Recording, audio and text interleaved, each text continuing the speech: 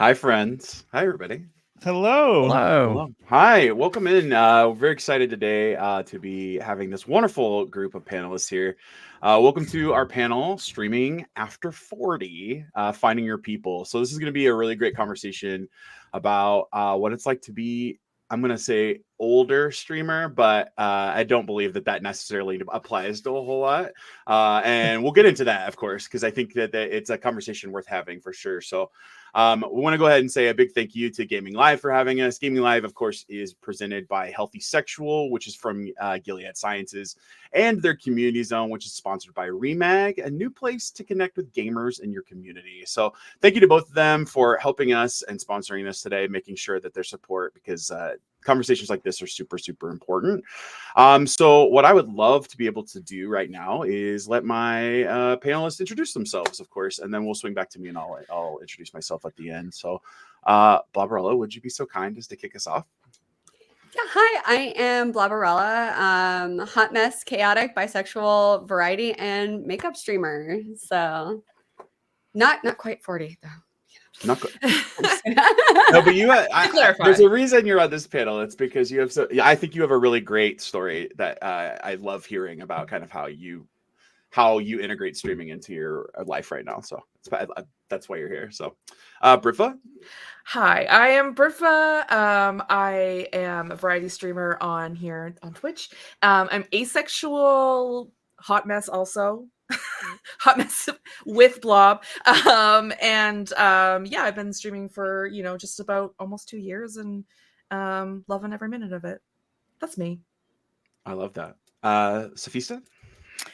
Hi, I'm Sophista, and I'm a variety streamer here on Twitch. I don't know how to describe myself. I hate when people ask me to do this. That's okay. No, All right. I stream a little bit of everything. I fall more in that comfy category, but not necessarily comfy games, because I find all kinds of games comfy, including post-apocalyptic games. So, if I can resource gather, I'm going to call it comfy. Yeah, that's who I am. Jason. Yeah, I'm Jason, play it Jason, a queer variety streamer and musician here on Twitch. I've been going for about 3 years or so. Tend to focus more on like puzzle games and games that my audience can kind of help get to the solutions on. Hot take, I love backseat gaming. So Why would you say something so controversial? I just wanted to just get it out of the way. Controversial. Sometimes it's necessary. Yeah, totally.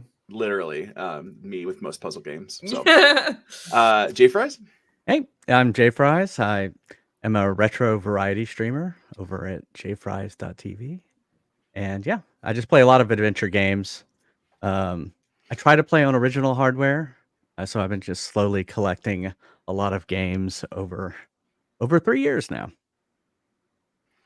And you do a lot of work over with YouTube too, as well, right? You do a lot of YouTube. I take a lot of stuff. I have everything I've ever streamed over at YouTube. So even my first stream, I was just very diligent of putting everything there and doing clips and stuff like that.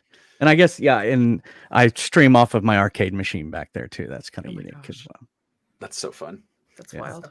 Well, it's all kind of part of it, right? Yeah, absolutely. I'm C-Dub. I'm a variety streamer, a charity streamer as well. I focus on a lot of cozy games as well as a lot of old school JRPG or RPG games. I've been really kind of playing the games that we couldn't afford when I was a kid. So I've been like circling back to catch some of those games as well.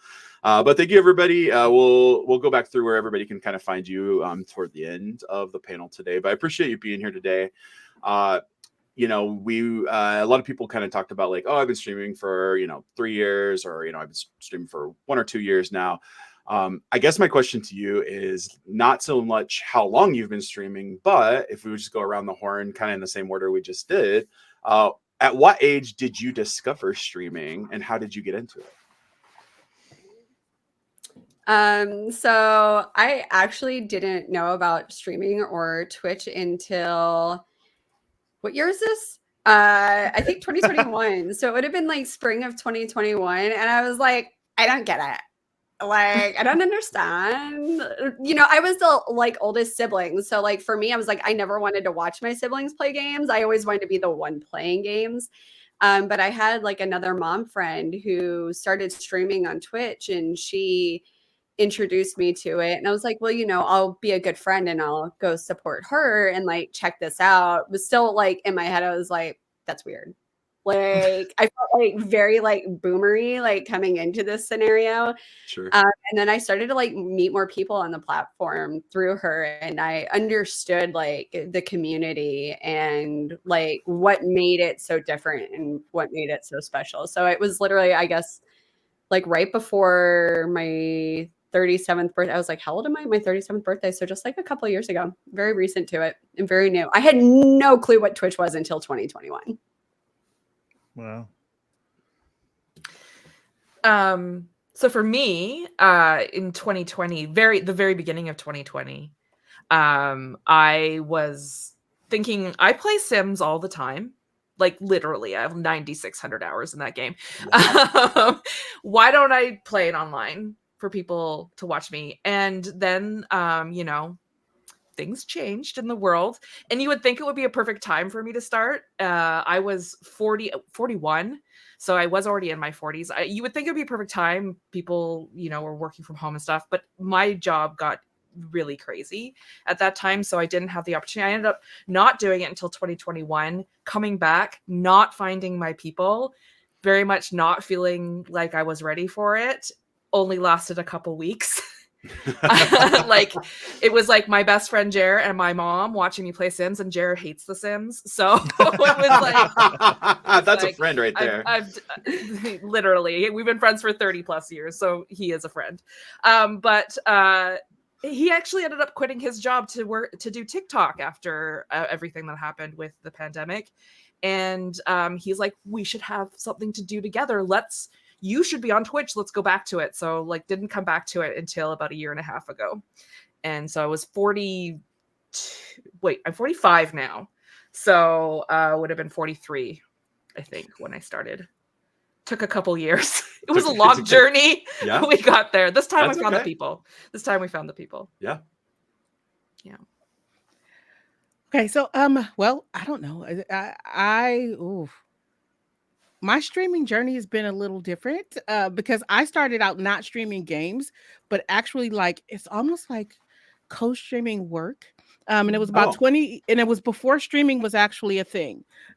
Because it was about 25 years ago. I was working on my dissertation at the time, and I like coded a page that, because there was no live streaming, that refreshed like every 30 seconds. So it was more like stop motion streaming. So that people could see me working, because I felt like it gave me a bit of accountability because I was at home, because I was on fellowship. So I was at home and I was working, and I was supposed to be working and not playing The Sims. So So it relates so hard.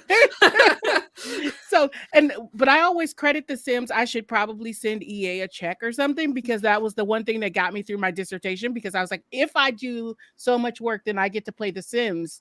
So I was like a carrot on a stick for me.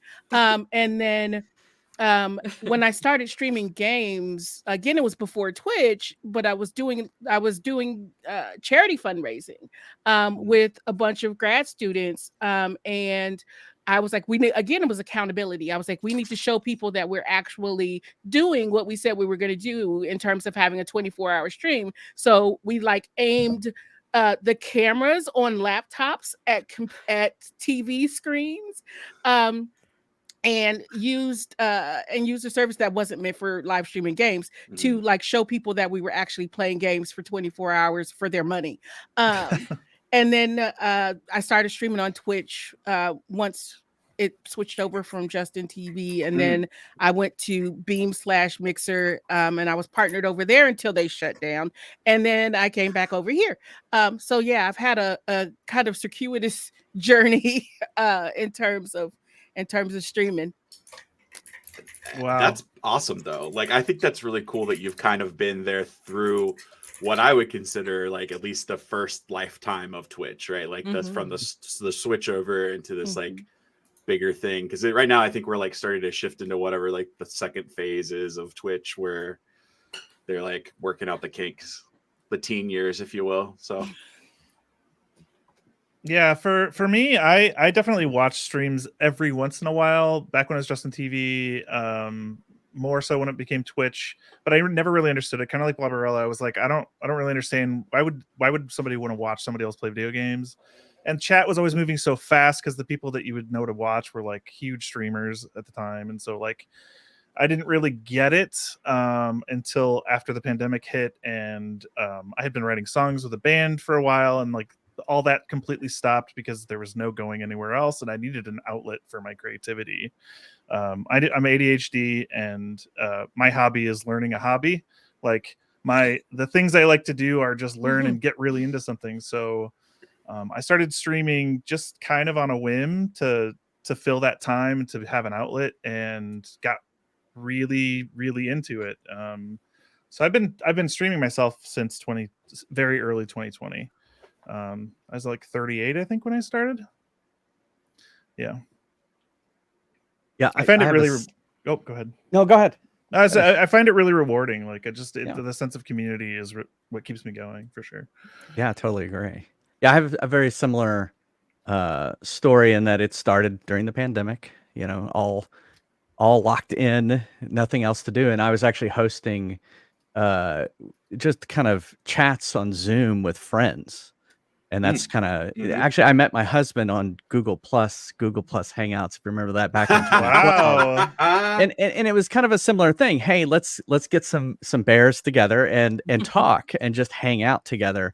And so when the pandemic happened, I was like, hey, yeah, let's do the same thing, because we're kind of lonely sitting in our house all the time.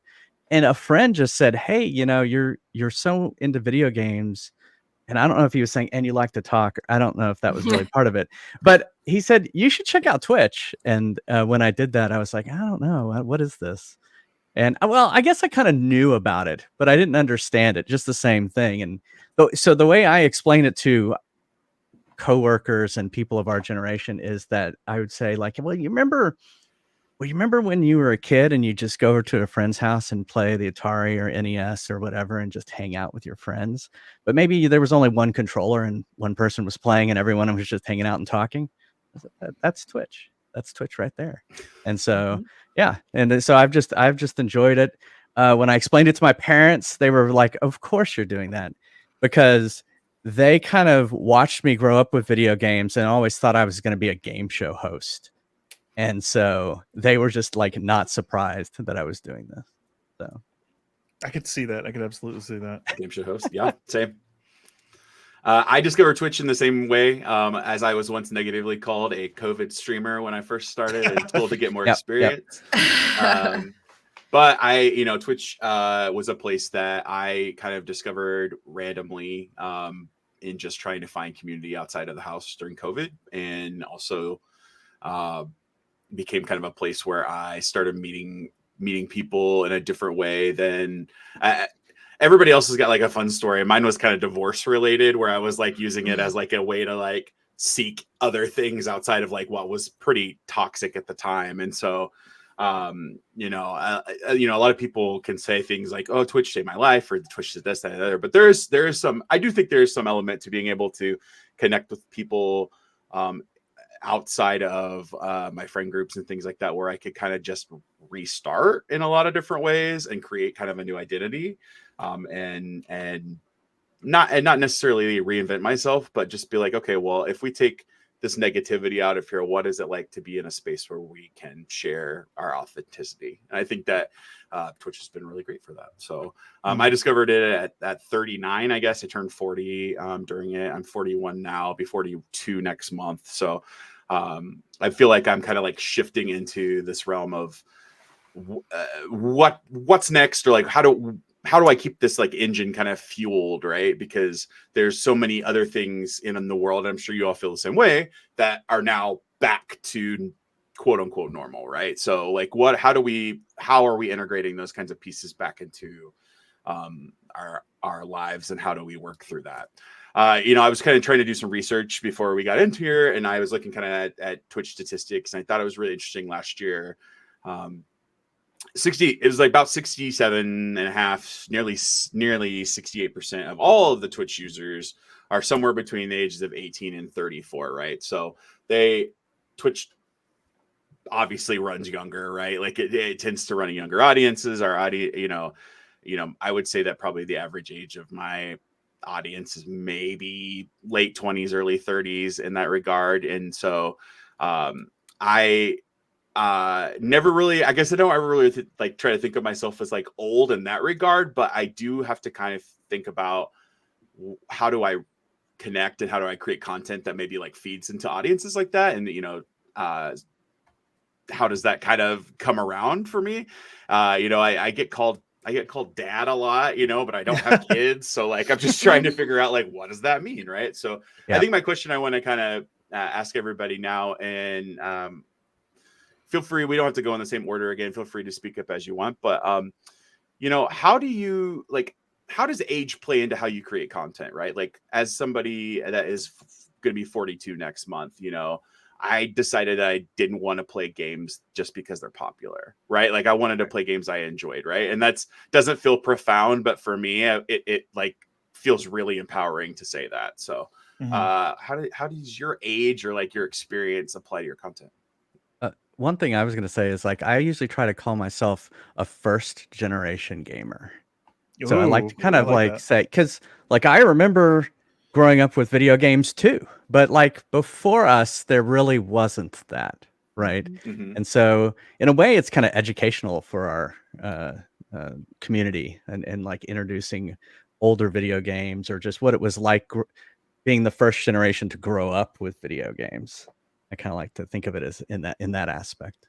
I love that. That's a great, because I hadn't really thought about that. I was like, I literally have had some sort of video game in my hand since the early 80s, so yeah. Like I remember we had like when I was really, really small, a Pong machine hooked up to the mesh to our TV, right? And I remember playing that, right? Yeah. And my uncle had a Pong machine too.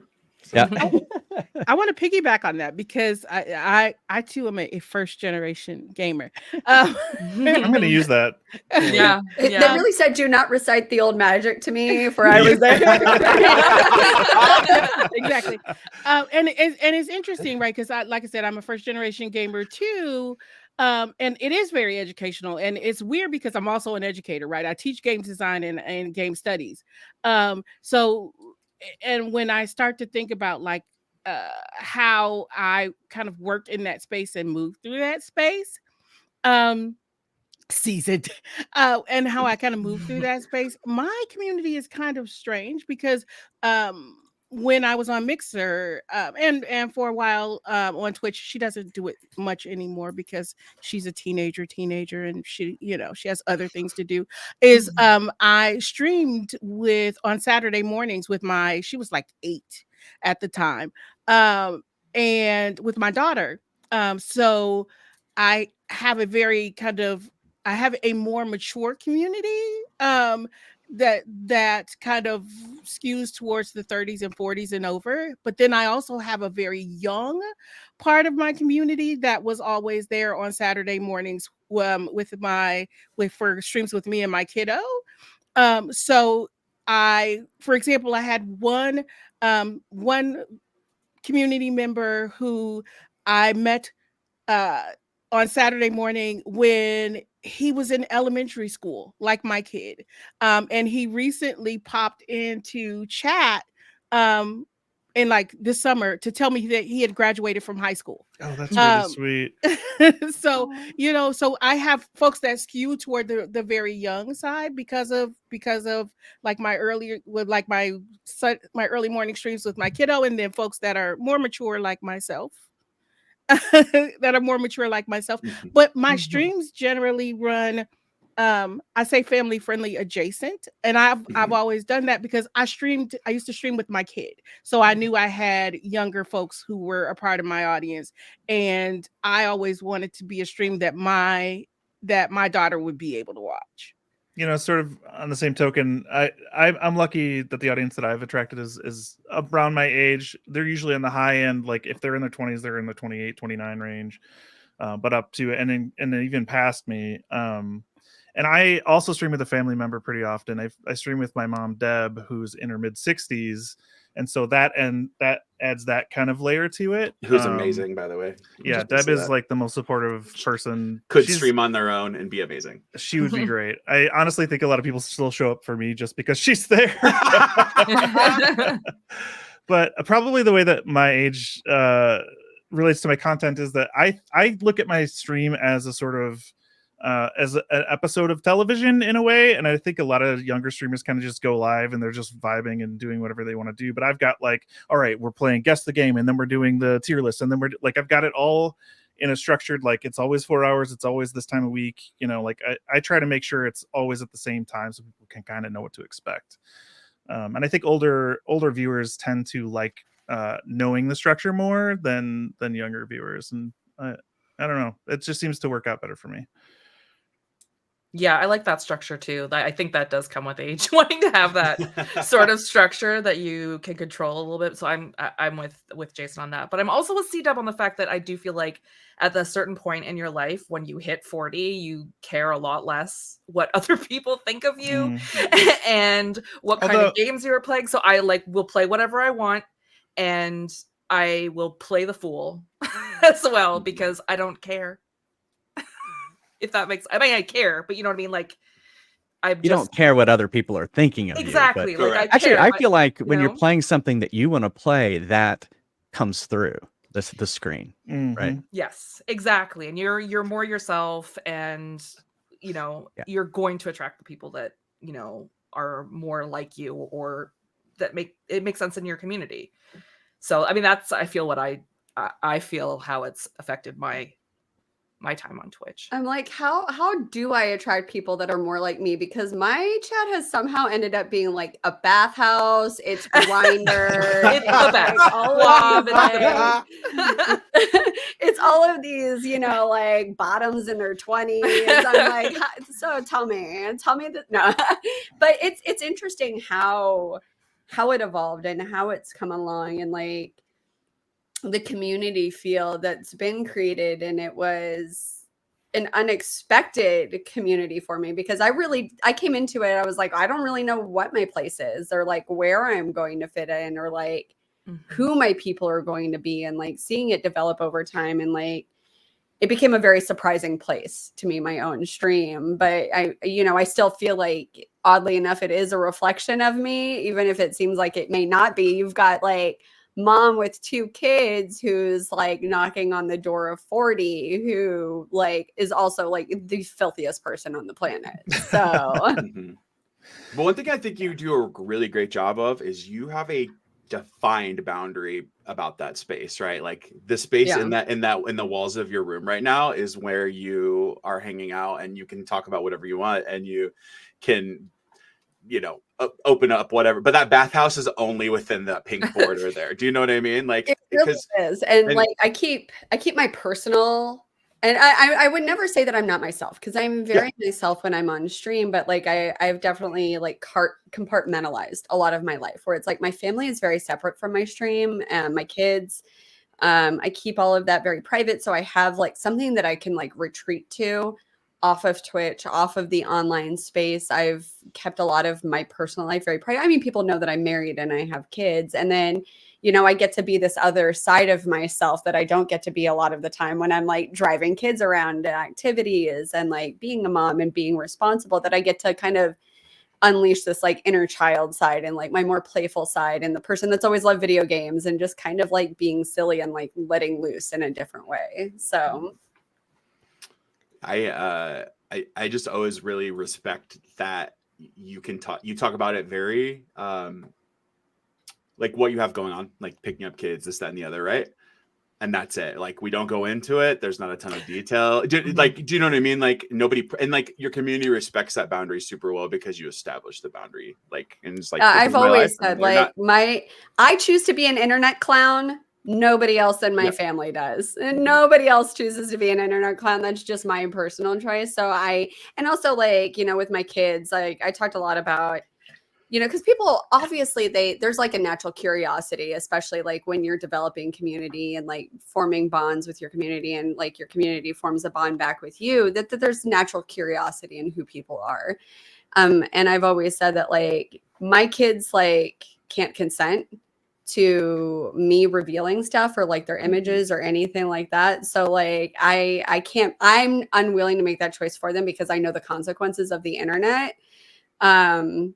And so I've gotten very protected. And also like my husband's job is like what pays our bills. So I'm like, if somebody sees me talking about like God knows what is coming out of my mouth in the moment, like I don't need that to like impact his job or anything. Honestly, that's that's going on in super his life. refreshing seeing like YouTubers that have their entire children's lives online and stuff and kind of use them for clout. Like that's super refreshing to hear somebody take that take. I appreciate that. Brifa, one thing you said earlier, if I can to ask you this, is you were talking, when you originally talked about streaming and starting streaming, you said that you did not find your people immediately. And obviously that's kind of like the idea of like how you're finding community and building community. When you first started streaming, if you remember, what was the disconnect? What do you think the disconnect was for you? I don't think I was putting myself out there the way I should have been putting myself out there in other communities to really try and find my community. And like Blob, I do feel like I found a very unexpected community eventually. Like I had never discussed being asexual. I really came into this community of the LGBTQIA community and came out as asexual and had like this whole revelation of it. And that was all through the community I found the second time. The first time I literally just sat on my stream with, like I said, Jer and my mom. And I didn't like put myself out there in other streams and like go and like talk to people and find my people either. Like that is another big thing, is being able to put yourself out there as well. You can't, it's not going to happen in a vacuum. You need to actually put yourself out there. And I was like too scared, I guess. I don't know. I do feel that having Jeremy have my back when we did go out and start doing this together, that like really helped me. And I really found this amazing, supportive, wonderful LGBTQIA plus community that I really am so grateful for today. I think Jason would know this just from our personal experience together, but I'm currently in the process of like Stella finding her groove again. Like I'm like I'm like recreating a community because some of the relationships were kind of like toxic and not great, and so those people are out of the community now, but they were also large parts of it. So it's kind of I feel like I'm kind of like remolding the dough a little bit to just see what it like can shape into. So I appreciate you kind of giving a little perspective on that, because I feel like I'm in that finding your people like refinding your people. Like the people I found during COVID aren't the people I need now because they did not evolve with me. And so that's where I'm at currently in my like streaming career, is like, well, what are we doing next? So. That's very important, because even some of the people who I was like very close with, like it's only been a year and a half, but even some of those people I was really close with at the beginning of this journey, I'm not as close with, but I feel still that they are important to me, important to my community. We are just growing in parallel, not necessarily as closely together as we once were. We're both growing, maybe just doing different things and not as close.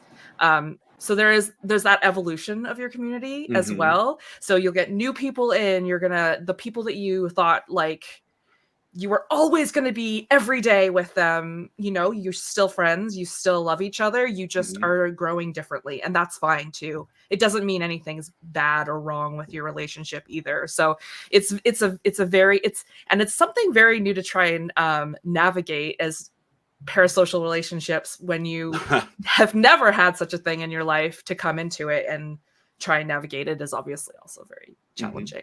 I mean, think about it. We come from before the time of the internet, really, and like most of our interactions up until probably even 2020, social media is a very new thing for us in our age. Like learning how to navigate those relationships and realize what's real, what's just somebody blowing smoke up your ass. Like it's very hard for us because we weren't raised with it.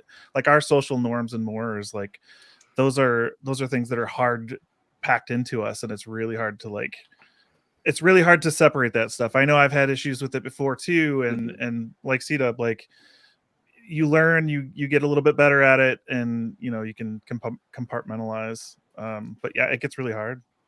Yeah, does. I've always And that- noticed that oh, sorry. it's always changing. Our communities are always Mhm. changing. People are going in, people are coming out. They Mhm. leave, they come in, and it's always evolving. Sorry. Yeah, I was just gonna say that like I grew up in a time when the internet was really just starting. We had online communities before even chat boards. We had BBSs we called into. That's how I met my husband, and so that was a very different social experiment almost. So I feel like we're doing it all over again on Twitch. But it's fascinating. It actually really, as an anthropology major, it's fascinating. It's fascinating. Actually, that's if I can just go like a quick round, like what's your educational background? I know we talked about some game design, right? You teach game design right now. You said anthropology. I'm a communications major and a business minor, so like I treat Twitch very mentally differently about how I run the business of Twitch. So, what about anybody else? What's your background educationally? Oh, I'm a theater major and worked in video and film production as a producer and actor and director, and also video and film editing. Not that you could tell from like my clips or anything, because I'm lazy. Okay, listen, I'm just really busy. Okay, but yeah, no, I was a theater major. In fact, I started in acting, and then once I had kids, transitioned to behind the scenes and production. So that's my background.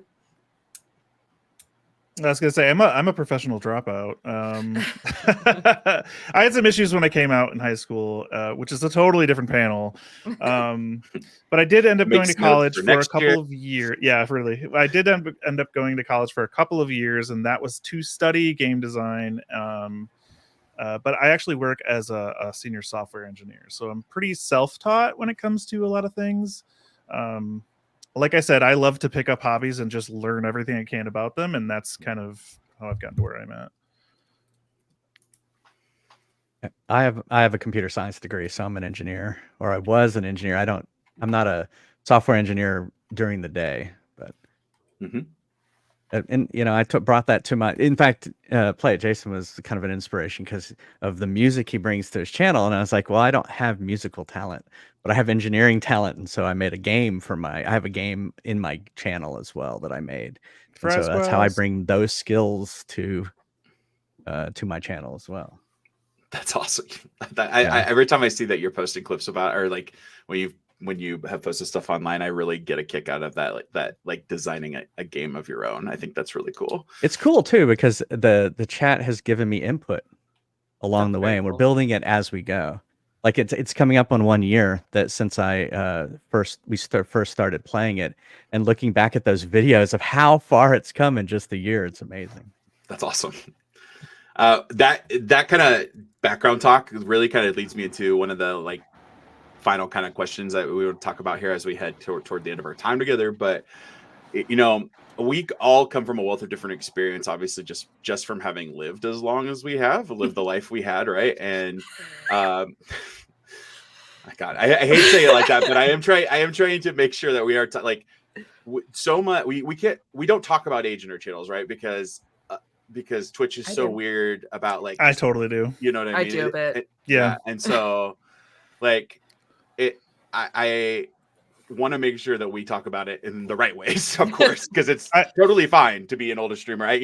Blubberella was like, hey, tell chat what we're going to be doing this weekend. And I was in their chat, and I told chat, and the number of questions, the number of statements right after that were like, well, you don't look.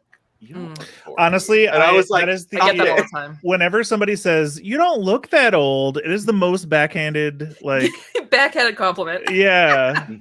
Well, you don't. I think ageism is honestly the most commonly glossed over and accepted sort of ism that is out there. Like people don't challenge it in the way that it really should be. We should be respecting people who are of a certain age and not necessarily discounting their experience and expertise. Go ahead. No, I didn't want to talk over it. Oh, you're good. It's interesting, right? Because I'm an older streamer, right? And I'm guessing I'm probably the oldest on this panel. Um and so it's always interesting to me for, to talk about age, right? In interesting and positive ways, right? I will often make jokes about being old. But at the same time, we do have a certain amount of experience, right? Because like Jay Fry says, we are kind of first generation gamers, right? Mhm. And to be able to talk about kind of games in their most nascent stages, with firsthand experience, right? Mhm. And also kind of being more mature. That's what I call it, right? Mhm. Sure. Being more mature also puts me, at least, at a different point in my life, where I can like bring things to my chat, right, or things to my channel, that I wouldn't otherwise be able to bring, right?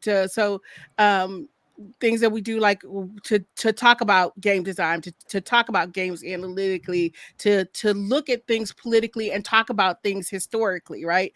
And then uh for me to be kind of in the field that I am, I can find folks and bring them in and be like, hey, like we recently, and since the next Call of Duty's coming up, I had a Cold War historian come in and talk about Call of Duty in the Cold War, right? So to be able to bring in those things, and talk about those things, but being older, and in a certain place, gives me the end to do that kind of thing that I wouldn't if I were 30 years younger. Mhm. Because being 30 years, oh gosh, maybe even a lot older than that, being 35 years younger, would probably put me more along the lines of, age wise, of the typical Twitch streamer, right? But I like being an older streamer. I do Um, too. I mean, I do too.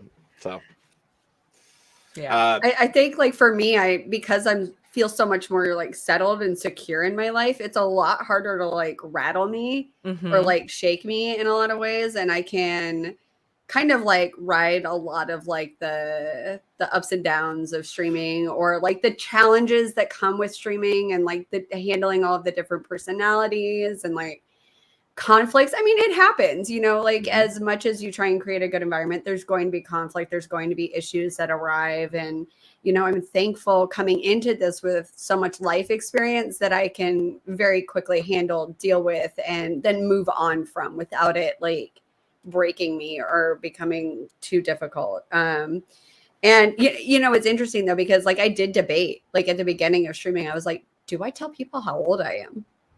Because like Yeah. I worried in a lot of ways that it was going to hinder me as a streamer if people knew how old I was and that I had kids and was a little bit more settled in life, because it felt very much like I was coming into a young person's game. And I realized at a certain point that, one, I there was no way I could just like me word vomiting constantly. It was going to happen at some point that I would talk about my life and how old I am. But there was so much power in owning my age and where I was in my life, and being able to talk confidently about like what that's given me and like how it's made me who I am today. So I want to yeah, go back to something that you said a little bit earlier, saying that your age has given you the tools to like handle the ups and downs that Twitch streaming and being a creator bring. I think it's a really good point. I see a lot of younger creators who get extremely bent out of shape over any of the rejection that is constant in this kind of space. Like you're Mhm. applying for stream teams, or you're going for sponsorship deals, or you're going for anything like that, and you see people just kind of implode very publicly over these kinds of things. And it's like that is a part of life. That is a part of life across the board, and it's something that we've got sort of the armor to deal with at this point. So I just think it's a really good point that you've made there. I wanted to point out.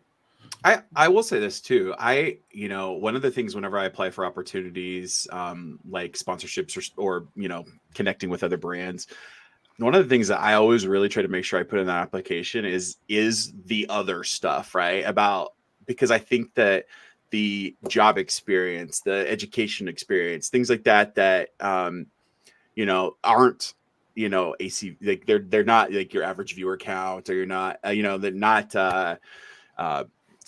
Twitter metrics and things like that, but they are things that can say, all right, well, you know, if you take, you know, if you bring me into this opportunity, I can guarantee that the finished product will have the polish that my 40 plus years on this earth has taught me on how to do from a business perspective. So, Yeah.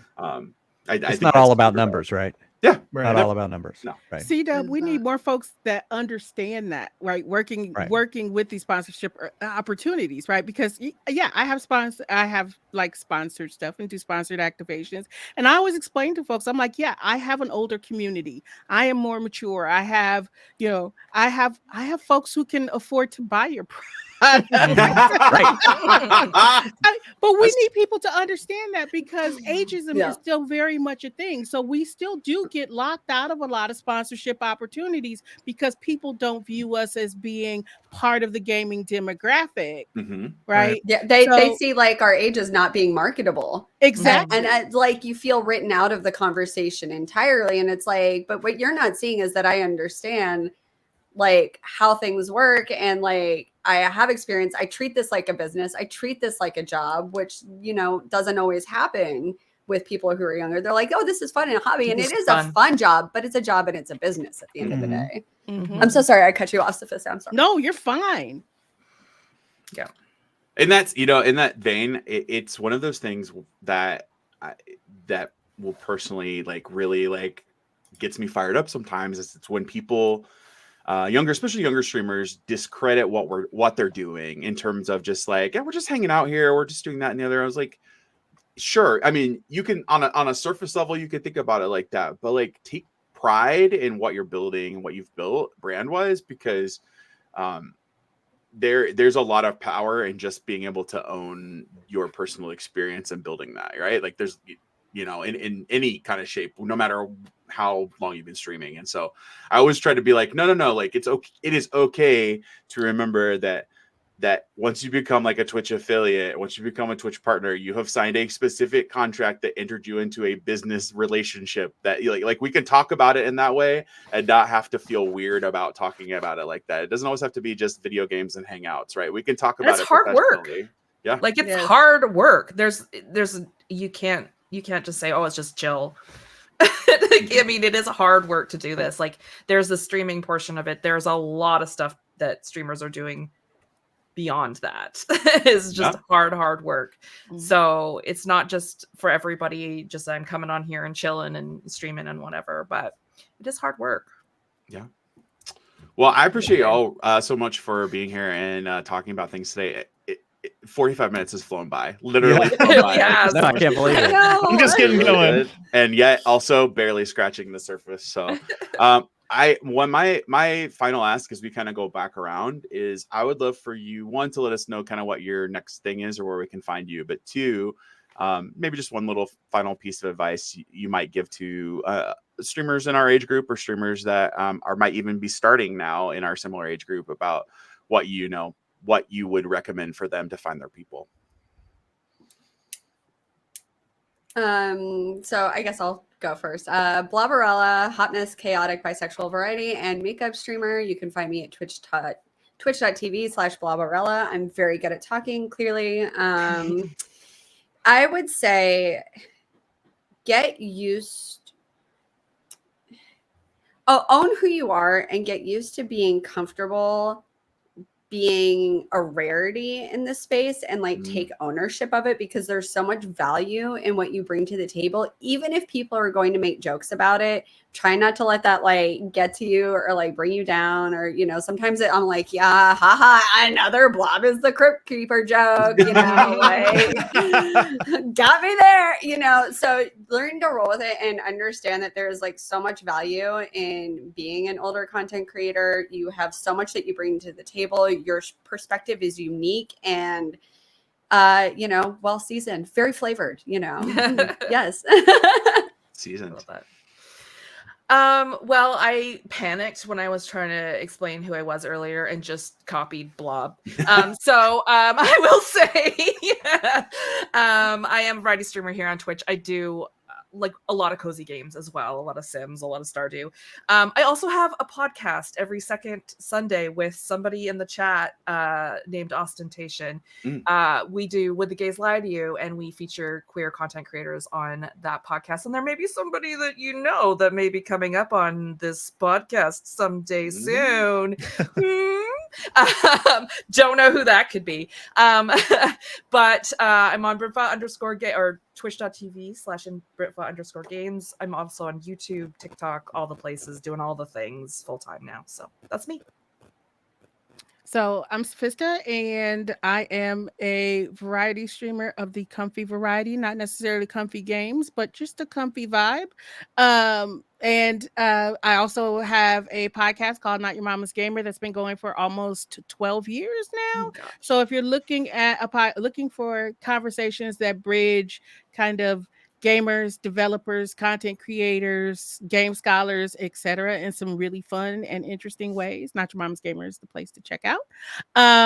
Let's see, and my newest project, like where we're going, is again something that bridges like my professional and streaming is part of my professional as well, but is blackgamesarchive.org, which is an archive that is archiving Black games from a number of different perspectives. Nice. Yeah, and bit of advice is play what you want to play, do what you want to do what makes you happy. If you're going to do this, especially if it's not your full-time gig, it's a huge time investment, so you might as well enjoy it. I forgot my advice, but I agree with Sophista. Be you and do what you're gonna do, and people will follow you. Sorry, I forgot my advice. I am Play It Jason. I'm a musician, variety streamer. You can find me everywhere except for Christian Mingle. At Play It Jason. My advice, I would say that your greatest strength is probably your authenticity. We have years of experience, and leaning into that and using that as content is probably the best way forward. Yeah. Thank you. Yeah, I'm Jay Fries at Jay Fries TV on Twitch. Actually, Jay Fries TV everywhere. I usually point everyone to I own jfries.tv, so I kind of push everyone there because, who knows where we're going to be in the future. So if you go there, you'll know where I am. But yeah, I have my stack of games that I'm always working through. Like it's been 3 years and I've gotten through. I just play one game, then go on to the next game, then go on to the next game, and it's been fun just playing so many games. I think 120 games now finished on Twitch over the last 3 years. Oh my gosh. So I just keep going, and so what's the next one? And my community votes and stuff like that. So it's been so much fun. We lost C-Dub. Oh, I guess here he goes back. He's back. Yay. But I would say my advice. Said in the chat, I was like, "Dad is gone." All the children start acting up. I literally said, I have the age and experience to get through this trying time. Good for you. But I was gonna say my advice is the same as Jason is. Just be your authentic self. It comes through when you're streaming, and you'll just it's like any adventure game. It's a grind. You have to grind for those XP. And I can go back and look at my first streams, much different than my streams now, a lot different. And you just get better at it. But you got to keep at it. You got to keep consistency, and eventually you'll attract an audience. And like I said earlier, they kind of ebb and flow. Some people have things they have to, and they go out of your lives, but sometimes they come back. So. Well, thank you all so much for sharing, and thank you for sharing your experience. It's just been really wonderful because I know from having talked with you all individually as well as in our conversations leading up to this, we all have such different backgrounds, so we all come from a different that first generation gamer kind of energy, and I think it's really fun to be able to look at that in a positive way and talk about what we actually like can like show as a huge benefit from being in that space. So thank you again for sharing your experience. I appreciate you all. Everybody in chat, if you are not already following these amazing people, please make sure you go find and follow their channels, because they are wonderful people and are people that you also should reach out to for future collaborations or other deals as well, because they're really great representatives for our community. I want to thank you all for watching the panel today. A big thank you to Gayming Live as well for having us. And thank you also to Remag for helping sponsor this particular session. So thank you for that. If you haven't already heard, also, anyone who signs up to Remag and joins their gaming community before the end of October, you'll be entered for a chance to win an Xbox Series X. So you have an opportunity to win on this new gaming system. So if you just take a look at the screen, there should be a QR code below where you can join. And then if you're interested in following the rest of Gayming Live and all the different events that Gayming Mag does, which has just been frankly, a fountain of wealth of fun of stuff that I've been able to participate in over the past couple of years. Make sure you visit gaymingmag.com/live, or you can also follow at gaymingmag on all of their socials. So I really appreciate all your time. Thank you so much for being here again. And I hope you all have a wonderful rest of your weekends. So take care. Thank Thank you. you. Thank you, C-Dub. Thank you.